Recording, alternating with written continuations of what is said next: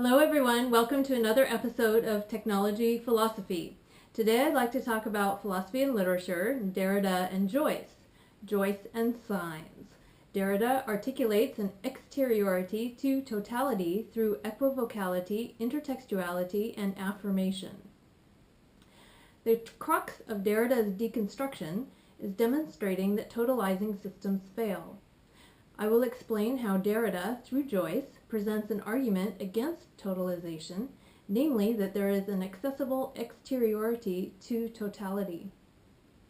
Derrida accomplishes this by using Joyce to explore the nature of signs and literature. The philosophical sign, signifier, is something that means something other than itself, signified. For Derrida, the meaning of a sign is never stable. It is constantly being reinterpreted in its difference to other entities. Derrida expands his investigation of signs through Joyce's shaping hand, examining the sign as a word, text, individual, signature, and affirmation. Literary texts are important, and Joyce is the literature. Derrida claims that deconstruction is a coming to terms with literature, and that literature has been his most constant interest. For Derrida, Joyce is simultaneously totalization's greatest accomplishment and greatest resistance. Joyce is an undeniable totality, the apex of literary efforts, a single rupturing event that encompasses the entirety of human culture and history in its encyclopedic totality.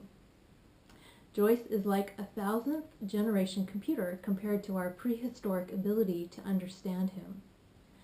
A vast Joyce computer appropriates the entire archive of culture in its Joyceware. Not only is Joyce a totalization, but the totalization is so complete that it encompasses Derrida himself. Derrida has admiring resentment for Joyce, whose ghost comes on board every time he writes as a haunting shadow on every page, where in the end nothing can resist Joyce. The totality of Joyce inhabits us all, including Joyce. For Derrida, the way to understand this occupation is by seeing Joyce's greatness in bringing about an event of such magnitude that henceforth you have only one way out, being in memory of him. This is not you remembering Joyce, but you inhabiting Joyce's memory. Joyce's totalization makes us all part of his program of hypermnesia, which inscribes us in advance in the book we are reading, our life. Joyce has read, pillaged, and even narrated us all in advance. The Joycean totality has encompassed every aspect of our lives, even before we have lived them. However, Joyce is also the greatest resistance to totalization, particularly through equivocality and destabilization. Joyce's work totalizes but also disaggregates human culture and history into equivocality, multiple languages and translations, constantly shifting meanings, and confusion that goes to the limit of non-meaning. Ulysses was terribly daring. A transparent sheet separates it from madness, Derrida says. Totalities are themselves equivocal, divided within themselves, resisting totalization with equivocality. But totalization and equivocality are intertwined. Totalization is made possible only by loading every sentence and every word with a maximum of equivocalities. Totalities are simultaneously totalizing and detotalizing through their equivocality. No totality can ever complete itself. Even the most encyclopedic and multilingual, the two conditions, size and complexity, stipulated by Levi-Strauss and expounded by Derrida. Totalities are incomplete because their centers are constantly at risk of destabilization, as exemplified by the mega switchboard operator Elijah in Ulysses, representing the simultaneous order and potential chaos in any system. For Derrida, literature is the greatest possibility for equivocality and destabilization. The two words that Derrida has for Joyce in an essay taken from Joyce are he wore. He wore means Joyce wars, Joyce's work declares war on the Babylonian quest for just one language, one fixed meaning, one centered philosophy. Joyce operates in a multiplicity of languages, texts, translations, and idioms, not just meanings. It is only by acknowledging that he is possessed by the Joycean totality that Derrida can develop a response and ultimately affirm Joyce through the laughter that traverses Finnegan's wake, Joyce or life. In thinking about equivocality in the context of intertextuality, Derrida makes a claim about how to reach outside the totality through the paradoxical relationship between two texts, two programs, two literary softwares. On one hand, any second text must always refer to the first text, i.e. Finnegan's Wake, and can never be more than a footnote, crumb, or minute parcel detached from the first text. On the other hand, the second text is also a new text, quite bigger, other, and more powerful than the first text. Everything we can say is a mere accompaniment to the first text, and yet the new marks carry off, enlarge, and project elsewhere a program which appeared to constrain them. This is our only chance, Derrida says, to avoid totalization, minuscule and completely open. The paradoxical nature of intertextuality is that it totalizes, but it also offers an opening from the totality to the outside. Further, it is not just the center of a system that can access the outside, but every element within the system. We, including Derrida, can escape totalization. Intertextuality provides the opening, and affirmation provides the means of accessing totality's exteriority. The opening towards the outside of the totality is an affirmation of the outside. Derrida investigates affirmation through the Ulyssian yes, which is Derrida's own affirmation of Joyce.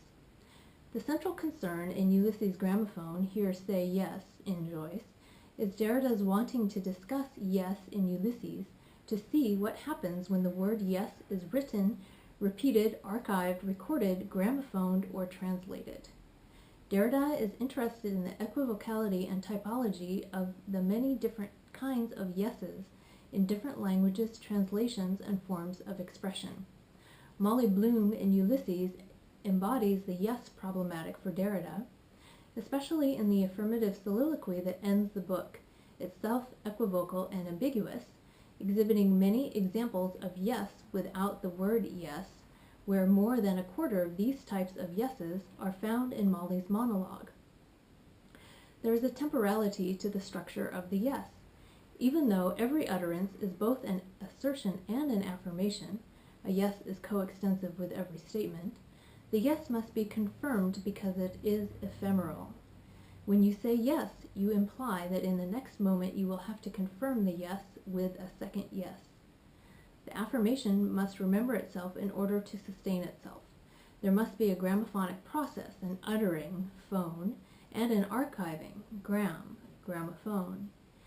In combining the spoken word and the written word, gramophony is a communication between interiority, archiving, and exteriority, uttering, and so destabilizes the logocentric binary that preferences the spoken word over writing.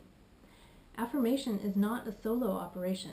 The saying yes, lui dire, is dependent upon another to hear it and acknowledge receipt, a countersigner in a matter of hearsay, lui dire, hearsay.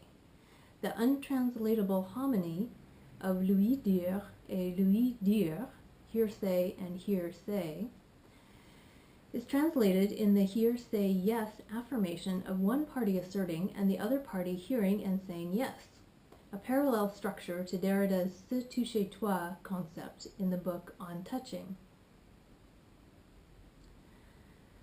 The affirmation operates at a distance from itself, in exteriority to totality, dependent on something or someone other than itself to relay itself back to itself. The yes is the condition of any signature. It addresses itself to some other which it does not constitute. Not only is the affirmation in exteriority to totality, its structure prevents totalization or dominance in the relation between the asserting party and the hearing, saying yes party, because the two parties have a signing relation but not a relationship. Derrida says, Reciprocally, two responses refer to each other without having any relationship between them. The two sign yet prevent the signature from gathering itself together, or totalizing. The structure of the yes also prevents its own totalization. The yes, by responding and countersigning, does not let itself be counted or discounted, totalized. Thus, the structure of the totalization resisting affirmation relationship required to assert and confirm any sign allows Derrida to conclude that it is not just binarity which proves to be impossible, but also totalization. I have linked these three moments in Derrida's investigation of the nature of signs in the Joycean oeuvre to construct his argument against totalization. First, he notes the simultaneous totalization and resistance, equivocality and instability of any text, system, or totality.